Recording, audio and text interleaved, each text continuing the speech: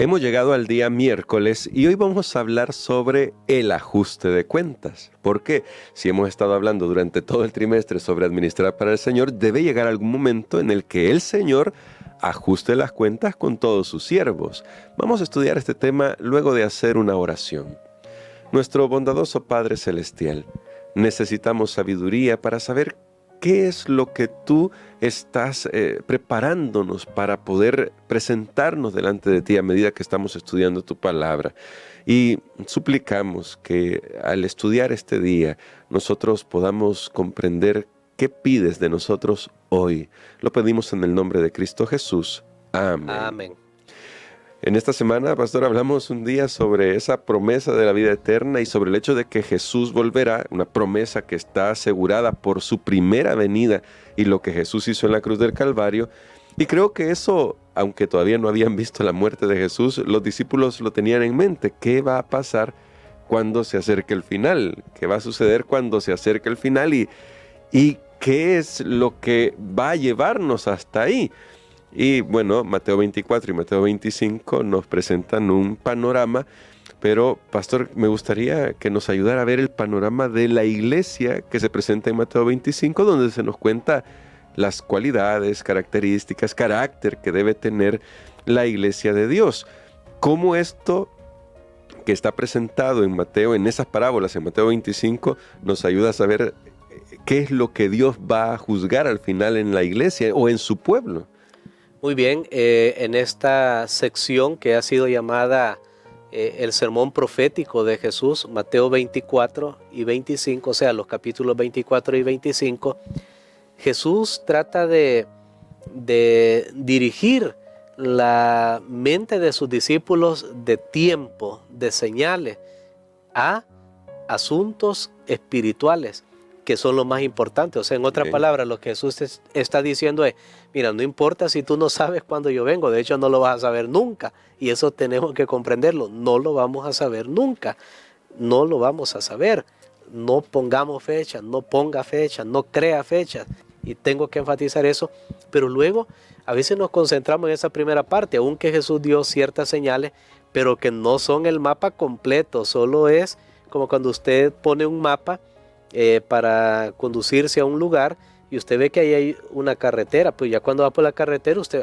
está este árbol, está esta casa de este color, eso no aparece ahí en ese mapa, aunque ahora por la tecnología tenemos mapas mucho más avanzados, satelitales y podemos verlo, bueno, las personas que tienen acceso hasta en tiempo real, pero estamos usando la ilustración de lo que comúnmente tenemos todos.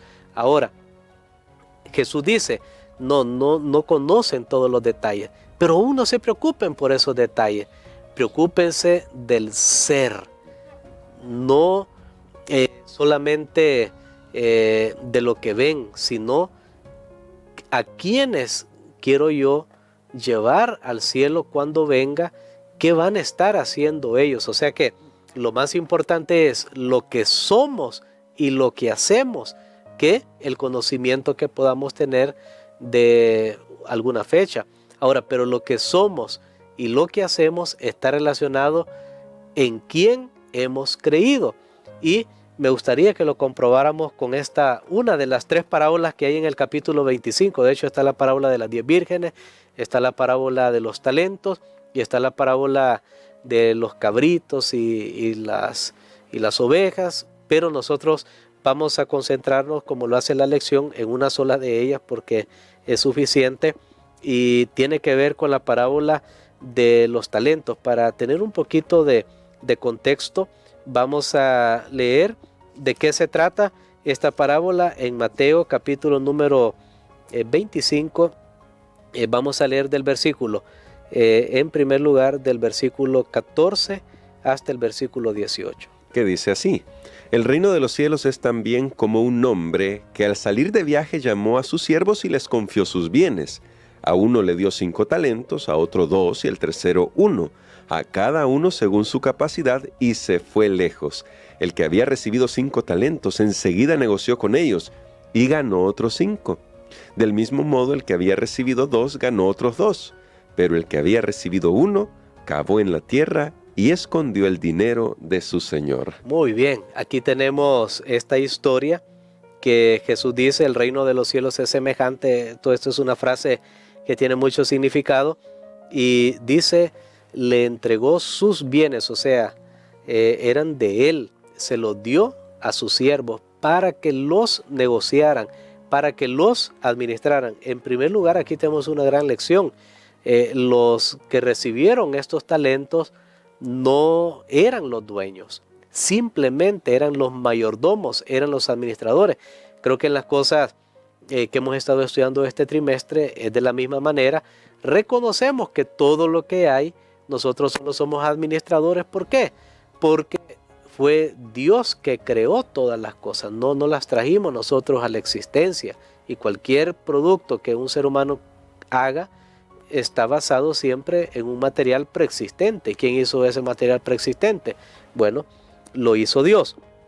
Pero ahora notemos algo. En estos siervos se nota, uno, que no se le dio a todos la misma cantidad. Así es. Y se nota que no todos trabajaron de la misma manera para cuidar o aumentar los bienes de su Señor. Aquí tenemos otra gran lección, y es una de las cosas que yo he destacado. No a todos se nos ha dado la misma capacidad para administrar diferentes cosas en esta tierra. A cada uno Dios le ha dado, a cada uno Dios le ha hecho un llamado para ser un administrador suyo. Y usted va a ser muy feliz en la medida que se concentre, que nos concentremos. Vamos a ser muy felices en la medida que nos concentremos en nuestras circunstancias que nos toca, y no tanto en lo que al otro le ha tocado o no le ha tocado. Pero aquí encontramos que alguien vino y el que había recibido menos fue el que menos pudo desarrollar ese talento que se le había sido confiado. Ahora, yo quiero decirles algo, que cuando yo he escuchado en la iglesia que se habla de esta parábola, cuando se habla de los talentos, siempre se piensa en talento en el sentido que nosotros lo usamos ahora, que talento es una habilidad. Habilidad, es un don. Por ejemplo, cantar, tiene el talento del canto, tiene el talento de la predicación, tiene el talento de esto. Pero, ¿sabe que la parábola no estaba hablando de talento de habilidades? De hecho, era en ese tiempo un talento equivalía a una cantidad de recursos en la cual una persona podía invertir, o sea, lo que nosotros llamamos ahora dinero. Sí. Es como que dijera ahí, y hay una declaración que me gustaría que pudiéramos leer, que está en nuestra lección, que nos especifica ya con una palabra autorizada que esta parábola se aplica también para nosotros en esos talentos que el Señor dio a su siervo. Y bueno, dice Testimonios para la Iglesia, el tomo 1, se me mostró que la parábola de los talentos no ha sido plenamente comprendida. Y bueno, solo hago un paréntesis aquí, a veces es porque queremos no comprenderla, pastor, puede ser. Puede ser. Esta importante lección fue dada a los discípulos para beneficio de los creyentes que viviesen en los postreros días. Y estos talentos no representan solamente la capacidad de predicar e instruir acerca de la palabra de Dios. La parábola se aplica a los recursos temporales que Dios ha confiado a su pueblo. Tremendo, pastor. Muy bien, ahí lo tenemos claro. La parábola de los talentos, sí, está bien. Predicar, cantar, orar, etcétera, servir, enseñar. Pero no estamos tratando esta parábola solamente con esos aspectos de habilidad o don, sino estamos hablando de el dinero, de los recursos materiales que Dios ha puesto a nuestra disposición. Y de esos recursos, así como el Señor en esta parábola pidió cuenta a sus siervos después que regresó de su viaje y le pidió cuenta de lo que habían hecho, así también Dios lo hará con los recursos que nos ha dado. O sea, hay un día de rendición de cuentas. Hay un día de que tenemos que hacer números con el Señor y decirle, bueno, Señor, tú me diste esto, aquí está, yo hice esto, yo hice lo otro, yo desarrollé esto, o qué tal que tú me diste esto, Señor, y todo yo lo escondí. Dice que aquel lo escondió en la tierra, y esto puede ser aplicado a cuando una persona todo lo que le entra lo gasta solo para él, solo para las cosas de este mundo, un vestido más, una ropa más, no, pero es que ya se me acabó.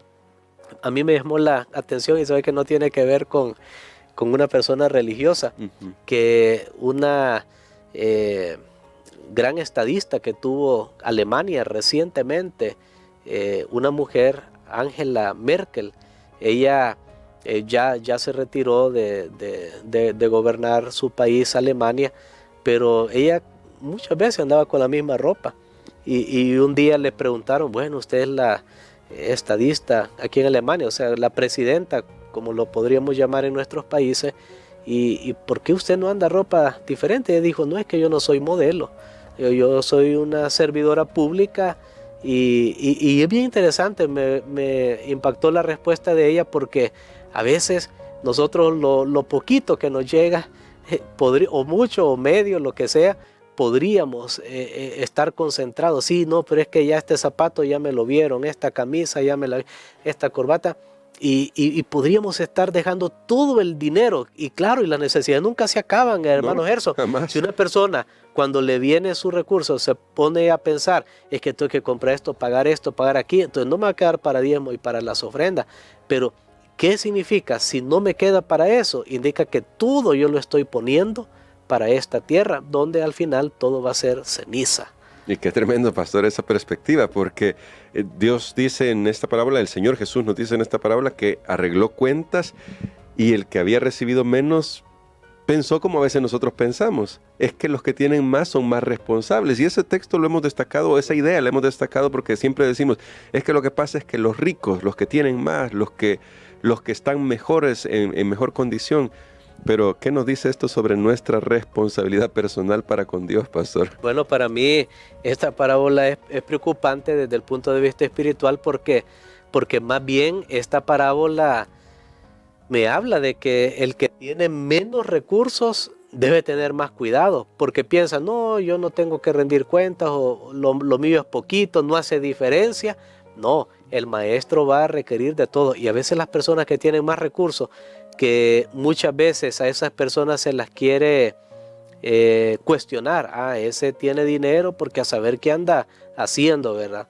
Y más bien esas personas son las que administran, y tienen por qué administran bien sus recursos. Entonces tengamos mucho cuidado. Pero ahora la gran pregunta para llegar a la parte final de este estudio es, ¿qué hizo o qué no hizo que el que no desarrolló los talentos, o sea, el dinero que se le había sido confiado, no lo hiciera? ¿Qué fue lo que pasó ahí? Y sabe que eso tiene que ver con el tema que hemos enfatizado en este trimestre, y me gustaría ir nuevamente a Mateo capítulo 25, porque si no, no vamos a comprender al final el centro de esta parábola, de la advertencia, está aquí en estos versículos. ¿Y qué nos dicen? Vamos a leer desde el versículo para ver uno de los ejemplos de los que habían sido fieles administradores, del versículo 22 hasta el versículo 26, por razón de tiempo. Que dice así: llegó también el que había recibido 2 talentos y dijo, Señor, 2 talentos me confiaste, aquí tienes otros 2 talentos que gané con ellos. Su señor le dijo, bien, siervo bueno y fiel, sobre poco has sido fiel, sobre mucho te pondré, entra en el gozo de tu señor. Llegó también el que había recibido 1 talento y dijo, Señor, sabía que eres hombre duro, que ciegas donde no sembraste y juntas donde no esparciste, y de miedo fui y escondí tu talento en la tierra, aquí tienes lo que es tuyo. Su señor respondió, siervo malo y negligente, sabías que ciego donde no sembré y junto donde no esparcí. Muy bien, noten una cosa bien interesante. Ambos, ya sea el que usó bien los recursos y el que no los usó bien, le llamaron Señor. Sí. Al dueño de los bienes.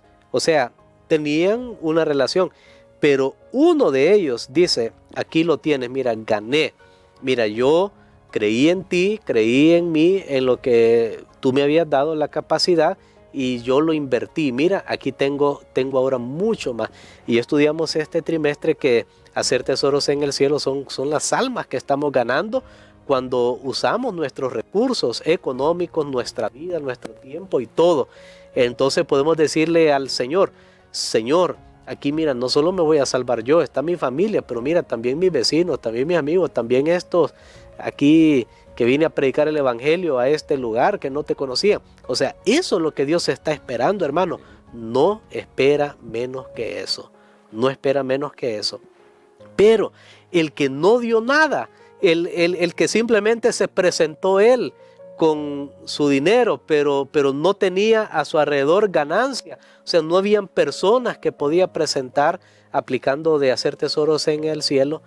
Ese tuvo un problema. ¿Y sabe qué fue lo que le impidió invertir correctamente el talento que su Señor le había dado? Y él dice, te conocía que eres hombre duro, que ciegas donde no sembraste y recoges donde no esparciste. O sea, en otras palabras, tenía un mal concepto de su Señor. No tenía una relación con él. Yo no sé si a usted le ha pasado que hay situaciones o personas que usted se siente incómodo y dice, no, como que no me llevo, hay algo ahí. Es que eso no es casualidad, eso significa que sí hay algo. La otra persona, sea usted o la otra persona, están pensando mal del otro. Así es. Y entonces no puede haber una buena relación. Ahora, si alguien ve a Dios, que Dios más injusto, ¿verdad? Que me dio $100 y me está pidiendo 10 y quiere que vaya a predicar y que compre una revista. O sea, si alguien ve a Dios de esa manera, no va a invertir, no va a hacer tesoros en el cielo, no va a producir almas para el reino de los cielos, pero esa persona estará en problema. Entonces, nuevamente, todo tiene que ver con nuestra relación con Dios. ¿Cómo concibes tú a Dios? ¿Cómo concibo yo a Dios? Y al principio de esta semana lo dijimos, debemos ver a Dios como un ser moral que recompensa a los que lo buscan. Dios es bueno, es maravilloso. Él no te quiere tener de peón, de esclavo, solo usarte y luego desecharte. No, Dios quiere que tú entres en el gozo con Él. Es que Él tiene preparado todavía algo más grande. Y la pregunta no es si Dios quiere que tú estés con Él. La pregunta es si yo quiero estar con Él. Y si yo quiero estar con Él y yo lo conozco quién es, pues voy a hacer las cosas de la manera correcta. Amén. Y ese es el desafío que tenemos todos nosotros. Y le invitamos a usted que está en sintonía de esta emisora o viendo esta transmisión para que, por favor, tome su decisión por Jesús. Y pastor, quisiera que nos ayudara a orar para que si tenemos algún mal concepto de Dios, hoy, después de estudiar esta lección y después de considerar el gran amor de Dios por nosotros, esos preconceptos cambien y podamos ser siervos fieles de Dios. Amén. Padre, gracias te doy, Señor, por esta lección que hemos aprendido a que tenemos que conocerte bien. No solo debemos recibir tus dones, tus bienes para administrarlos en esta tierra, sino que debemos saber por qué los hemos recibido y debemos entender para quién es que vamos a trabajar todos estos dones. Te pido, Señor, que nos des sabiduría. Si hay un corazón malo e incrédulo que lo aparta del Dios vivo, ayuda, Señor, para que pueda haber una verdadera comprensión de nuestro deber y que nada de esta tierra nos pueda desviar. Lo pedimos en el nombre de Jesús. Amén.